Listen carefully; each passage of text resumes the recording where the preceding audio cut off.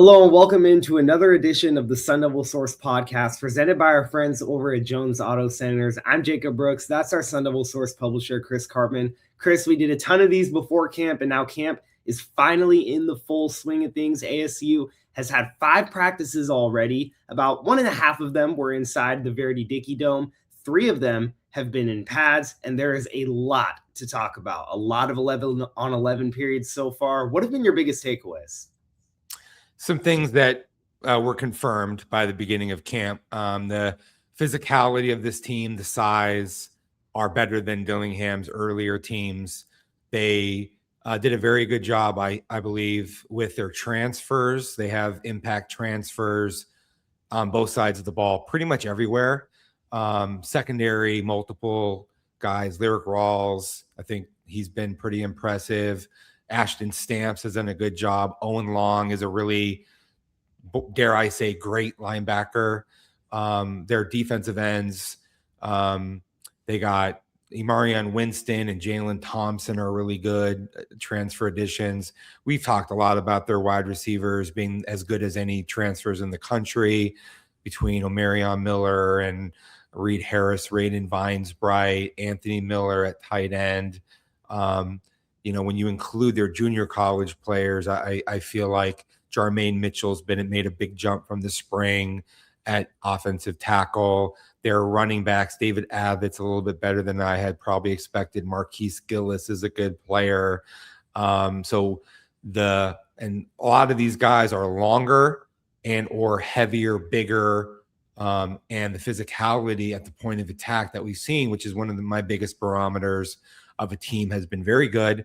And then I would say just the way that they celebrate and interact with their teammates. It's like the guys that are maybe underdogs on the roster, like Douglas Taloma, who moved from offensive guard to defensive tackle, is the heaviest guy on the team. When he makes a play, everybody's out there celebrating it.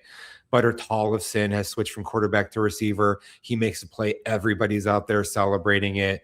There's skirmishes, but in a healthy way. The teams that I've covered that haven't had camp fights or anything, that's sus, in my opinion.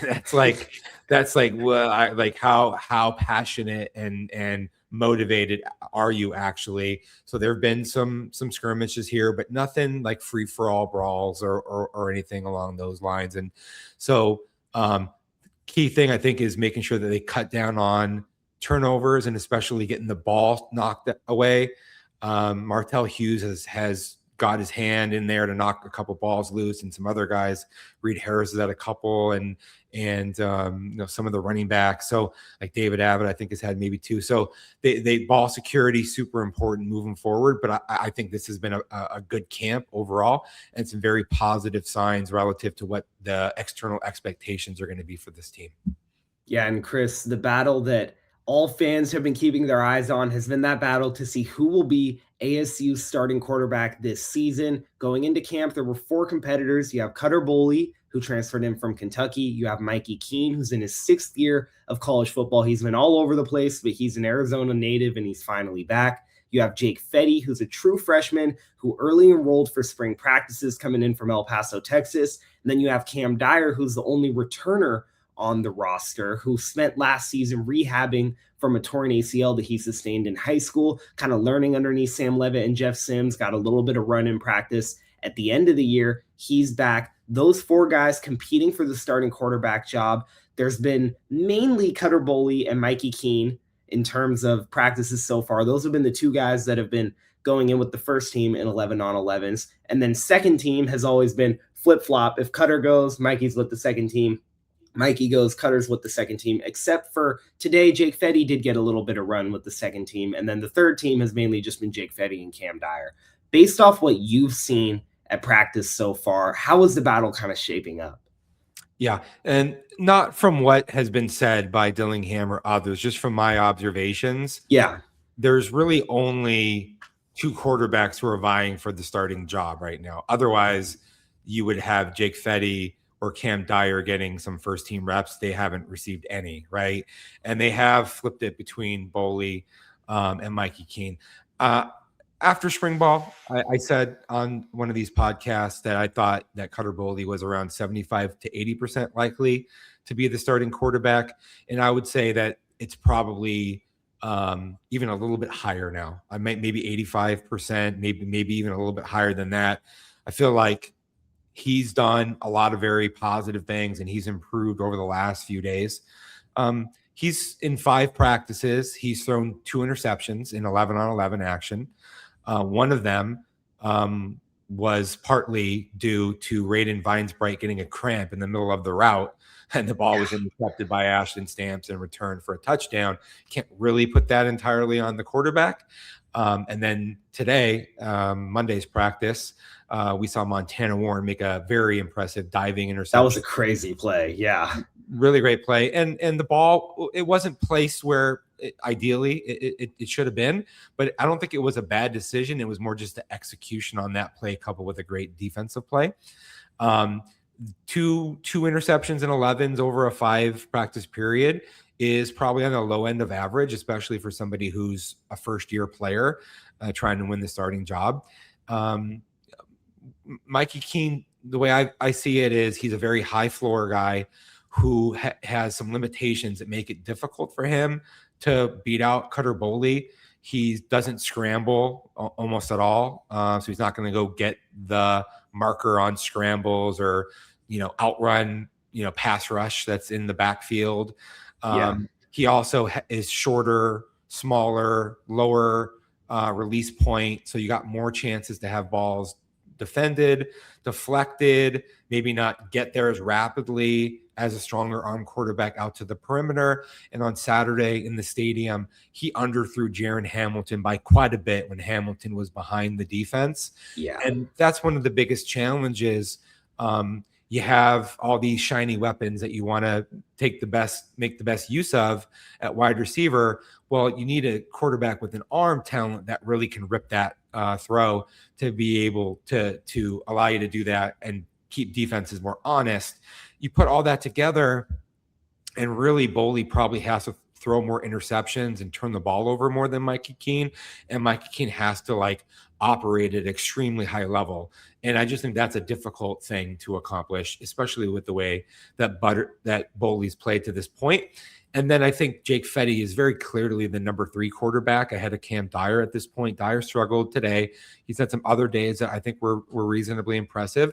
But Fetty's physical tools are outstanding. I've compared them in the past to Sam Levitt, the size, height, weight, the athleticism, the twitchy pocket escapes, the ability to scramble for first downs, the off-platform throws, the extension ability. He's got all that, and he had a very good practice. But the mental part of the game, having complete fluency not only of your scheme, but understanding the types of coverages that you're going to see, how they need to be attacked, what happens when teams do things that are a little bit unexpected, or when guys are covered. That takes longer to really develop. And even though he's been quite impressive, I don't think that he's ready to where we can say that he's challenging for a starting job, especially when he hasn't been given any of these first team reps. And Chris, one of the interesting points that we talked about on one of our camp preview podcasts was how the way that Cutter Boley looks is going to be really important for the future of how ASU builds its team, because ASU let Sam Levitt walk, making that financial decision to go cheaper, use that money elsewhere, and see if you can make a quarterback be as good as a guy like Levitt was. Do you think that Cutter Boley, being the highest paid player on the roster and ASU kind of investing in him in that way, gives him a little bit of a cushion in the starting quarterback job? Or do you feel like they're looking at this completely objectively, like, hey, it's just how he practices versus how Mikey Keene practices? Good question. I think it's hard to look at it entirely objective to the performances that you're seeing on the field, given the investment that you made. One sort of point that I'd make about something that you said there, I don't believe ASU expects or even maybe even hopes that it will get as good quarterback play as what Sam Levitt might be able to provide at the top end of his range. But Levitt had the foot injury, and ASU was able to invest maybe $3 million, as much as $3 million elsewhere in the roster. So to me, it's like is your offense going to be better overall because you have these wide receiver weapons that are give you more diversity? Your offensive line, you feel good about. Your run game, you feel good about. Does that offset to some degree or entirely the difference between a Sam Leavitt playing very well versus Cutter Boley playing well? Like, I think that is what they hope to accomplish. And I think there are signs that are encouraging about their ability to do that. It is very difficult to leave your highest paid player on the sideline. And I'm sure that's not their preference. But I also think that unless we see Boley just become like a turnover machine in scrimmages, there's no reason why he shouldn't be the starting quarterback based on what I've seen so far. And Chris, last thing on the quarterback room for me, we saw Jake Fetty get a little bit of his feet wet with the second team today. Do you think that's something that can continue and maybe he could end up competing for that QB2 spot? Yeah, that's possible.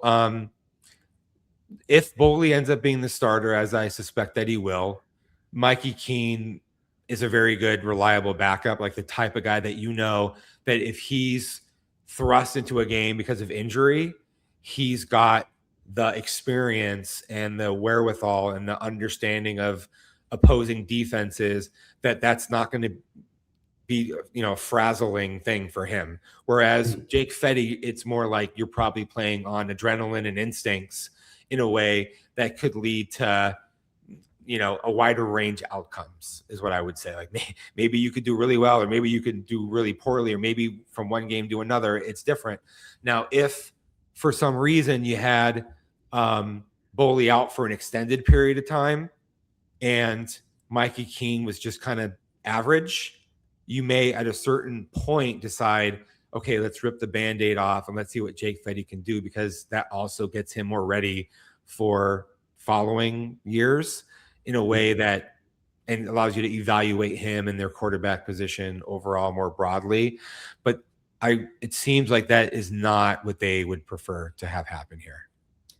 All right, well, let's move on to the guys that will be making it happen for whoever starts at quarterback, the skill position players at wide receiver, running back, and tight end. Wide receiver, we've talked about it extensively in our camp preview, talk of the town over this offseason, bringing in Omarion Miller, bringing in Reed Harris, bringing in Raiden Vinesbright. After last year, outside of Jordan Tyson, there was very minimal production from the wide receiver room. ASU made that a priority, made it happen. And then as for running back, one of the deepest and most fierce position battles on the roster, where it's like ASU has 7 guys and you can see 5 of them seeing the field. You can maybe see all of them seeing the field with how fierce that competition is at running back. And then at tight end, a little bit of a sticky situation right now with Kamari Anderson suffering that broken leg towards the very, very end of spring ball that he's working back from. He still hasn't participated fully in any 11-on-11s yet. As he works back from that injury, it's allowed guys like AJ Ia and others to try and step up. Where are those position groups at right now from what you've seen in camp? Is anybody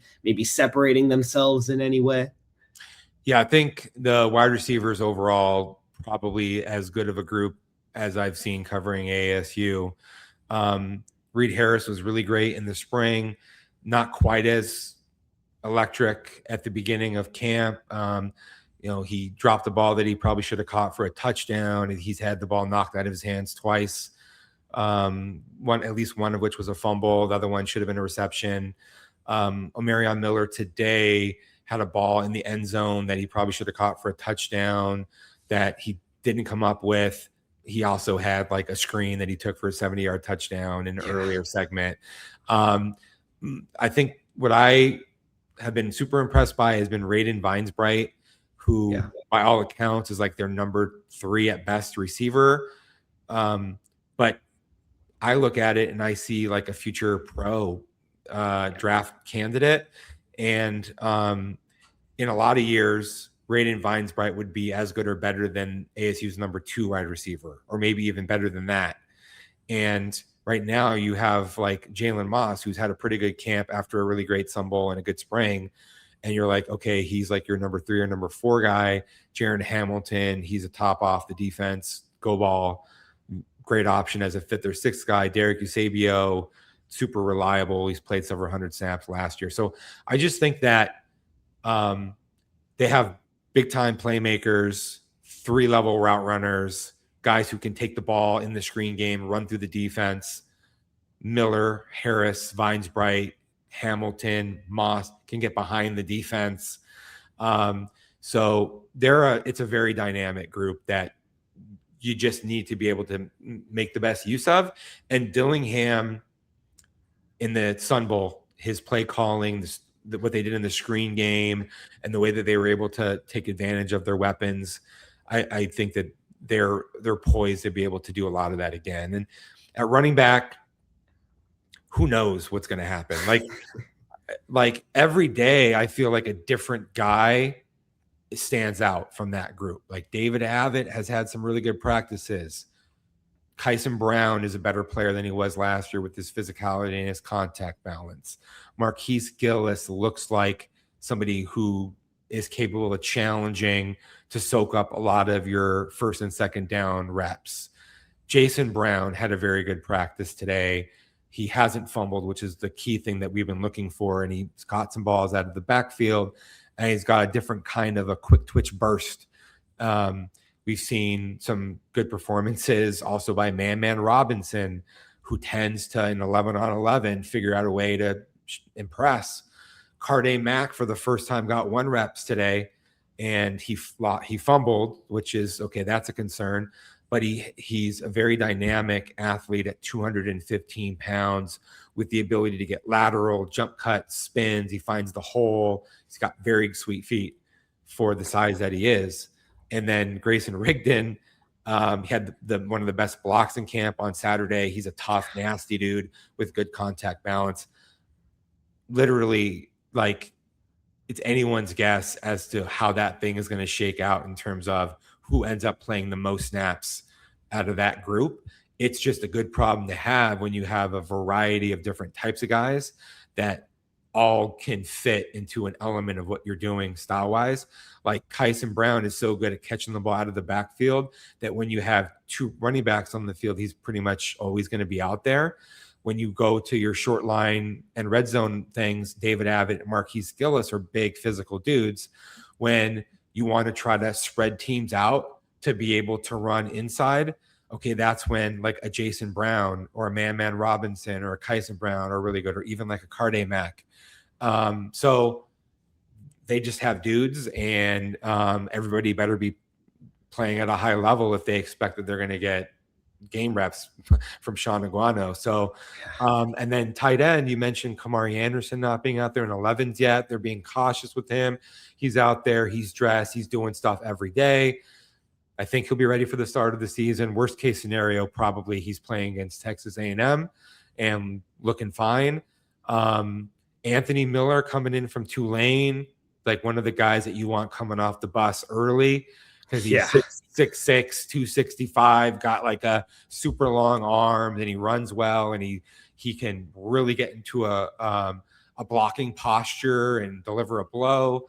And AJE is another huge guy, 6'6", 265, and he's got some versatility. I don't think that's one of their better position groups, like on balance, but it should be good enough that it's not like a weakness in any kind of a way once they get Anderson back, who's actually a very good blocker and also capable of doing everything that they want from the position in the passing game to give them just that versatility. And Chris, now, as for the O-line, the center position was a huge talking point this time last year, losing Lee Fautanu, moving Ben Coleman over to center, and you could really feel that transition at the position because there were a lot of false starts. There was a lot of different things that were not good. And sorry about that. But it was my mom. But anyways, I'll call my mom back. This fall, it has been completely different. With Tana Alo-Tupuola coming in from Georgia Tech, he helped lead Georgia Tech to having one of the best rushing attacks in the ACC. You can feel his presence. ASU, we were talking about it today, me, you, and Jake Sloan. We were standing over to the side. We were like, was that the first fall start all fall of any 11-on-11 period? Like, it has been completely different this time around. How is the offensive line been looking to you, and who are some guys that have maybe been standing out or working their way up the position battles? Yeah, as you know, I really spoke glowingly about Tana Tupuola coming off of spring football. Their operation from the prior spring to this spring was just clearly a lot better. They had way more snapping issues, way more just operationally things not looking as smoothly and in rhythm as they should have been. And there's been like none of that in camp this year with the top group. I feel like the receivers are very dialed in terms of getting aligned and understanding what they're trying to do. The offensive line is savvy. I mean, Clem and Westbrooks have been practicing long enough with this team, even if they haven't been starting a lot, that they understand the drill. Mackay Stewart and Wade Helton and others also similarly. And then just something about the presence, the calmness, the demeanor, the ability to pick up protections and make your quarterback comfortable. And Aldo Tupuola has been a very positive thing.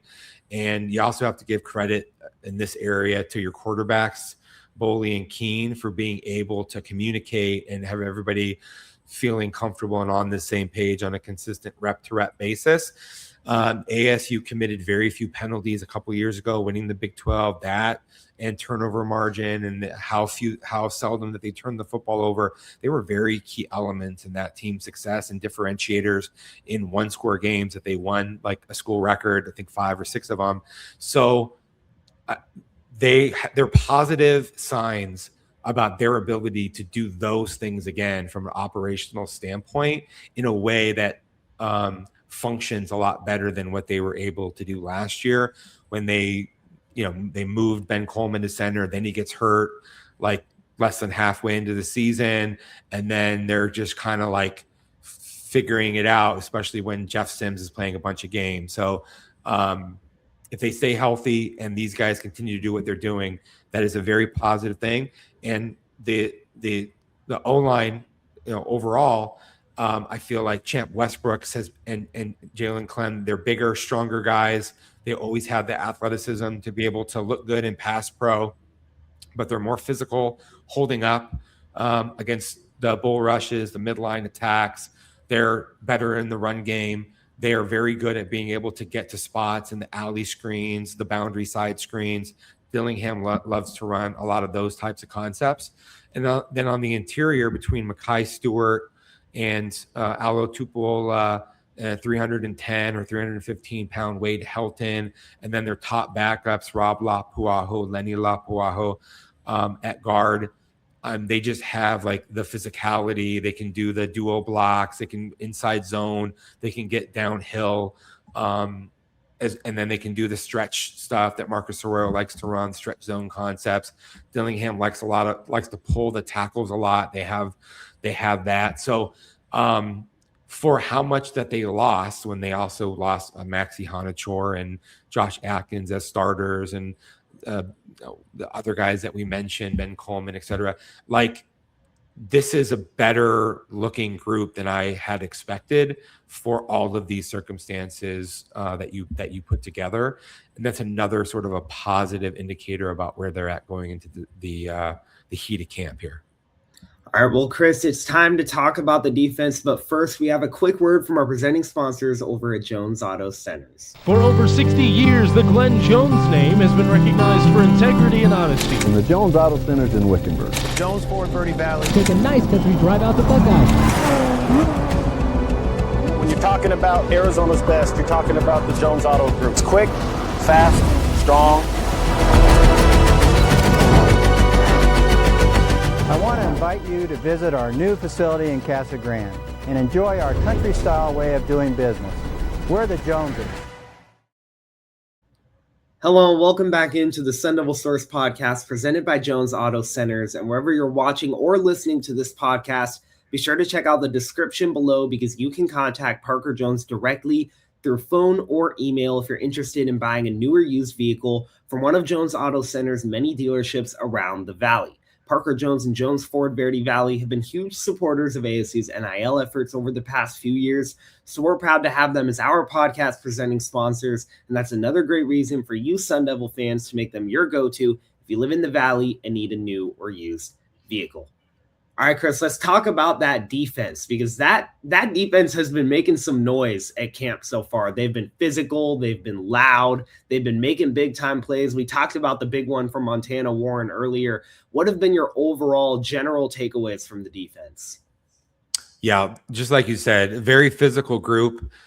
It would be a natural inclination to think that for a team that lost as many defensive line starters, 2D players as they did after last season, that they would backslide there. But when you look at Jalen Thompson, Imarion Winston, getting Zach Swanson back and healthy again and out there, the development of Blazin Lono Wong, I really feel like they might be a more physical defensive line than last year.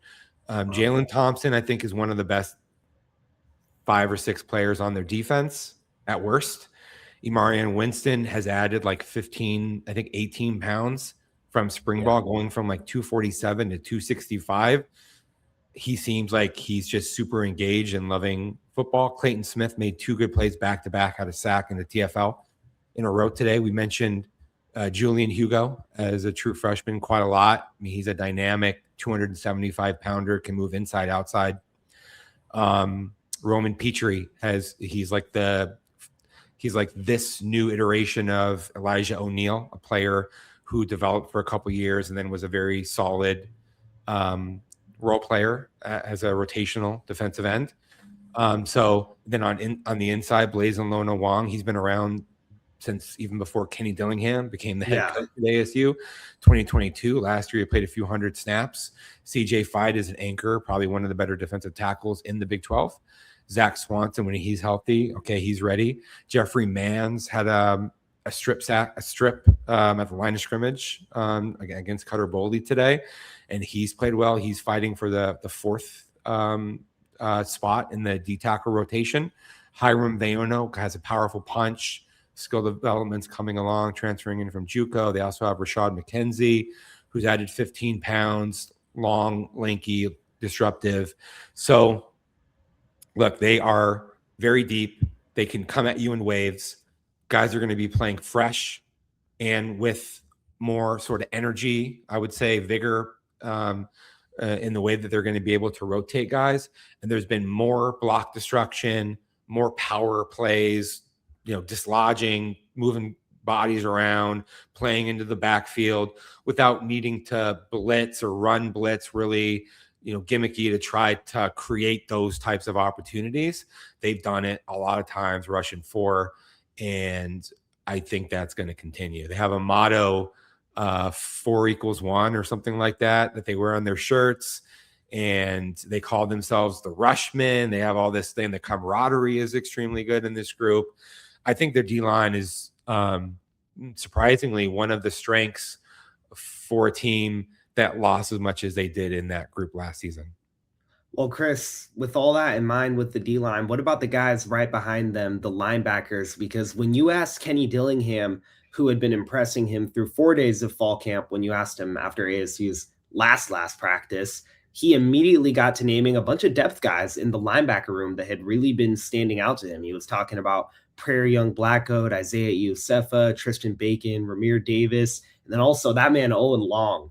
You've raved about him on the Devil's Sanctuary board. He might be the best football player on ASU's roster. How has Owen Long looked, and how has the rest of the linebacker room looked? Yeah, Owen Long is a purebred dog. Like that guy, that dude is a football player, man. Like he lives around the ball. Like, yeah, okay, like it's ASU's offense. You probably know what's coming, and so you're reacting and you're getting there quicker. But he did the same thing on film at Colorado State last year. Very similar scheme.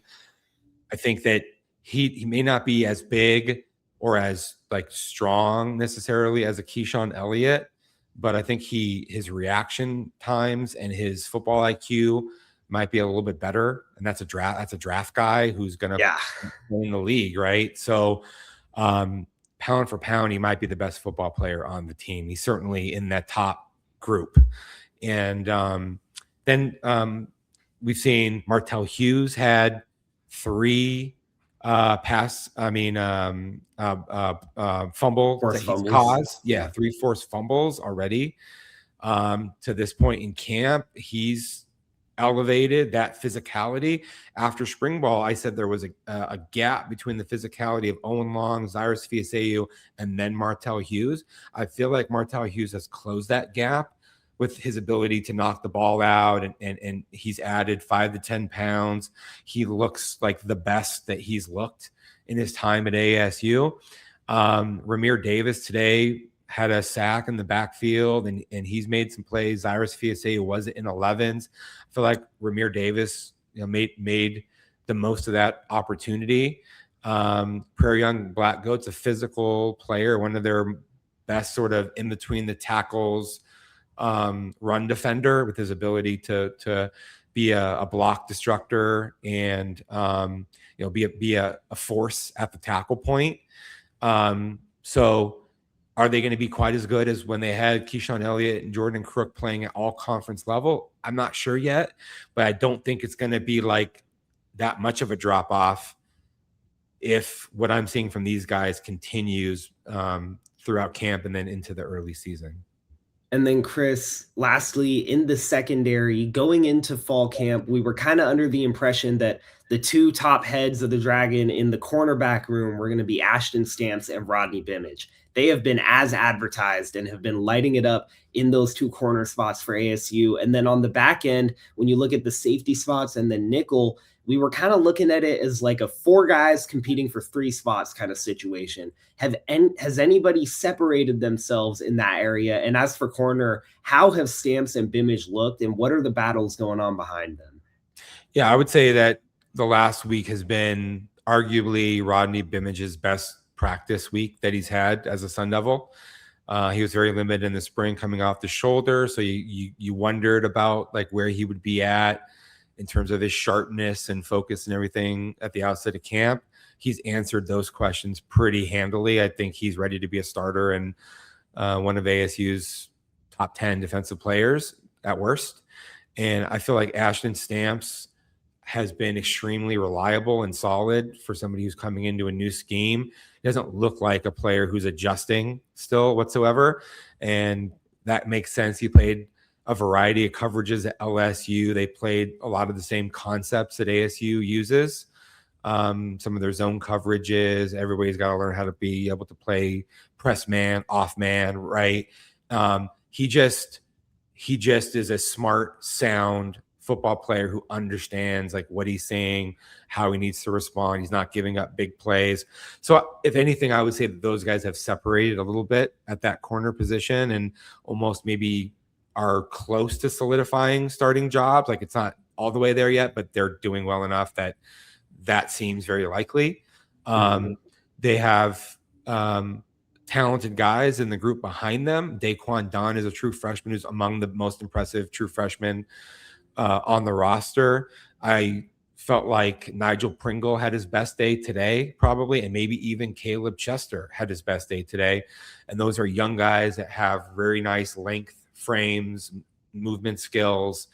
So it's very competitive for like a number 3 spot when you also throw in Joseph Smith, who started in the Sun Bowl for ASU. And now he's like, is he the 3rd or 4th or 5th option? Like there's a range within there.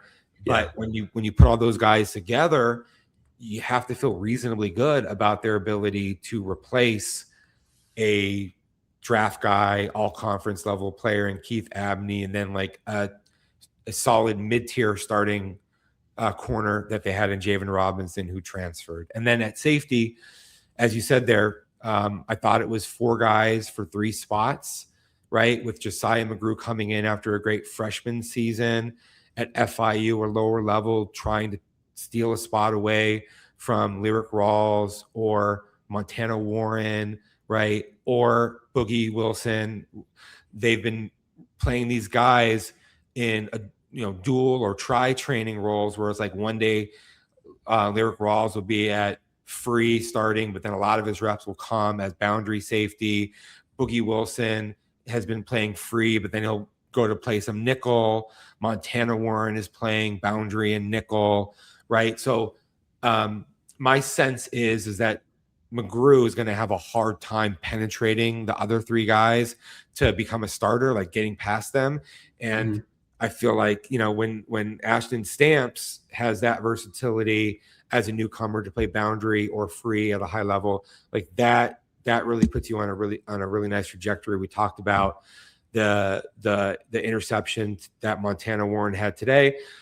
And really a telltale sign is Boogie Wilson was a starter last year for ASU, and Rawls and Montana Warren are on the Pat Tillman Leadership Council. So you put all that together, it's going to be hard for those guys to not end up starting. But then some second tier safeties, McGrew has practiced very well. He's like right there. And then Ben Alafeo-Lili and Kyan McDonald have shown me that those guys are capable if they're put on the field between especially nickel and free safety. So I think, all of that is pretty encouraging. They also, Maurice Williams, I thought had a pretty good day today. He's not quite as versatile as some of the other guys, but as a boundary safety, he seems like he's a pretty good option as well. So, and I guess the key thing here is these guys are longer and they're I think pretty physical in terms of what they're going to be able to give you. So you might get that your hands on more balls at the catch point. You might be able to have more interceptions, take away threat, stuff like that.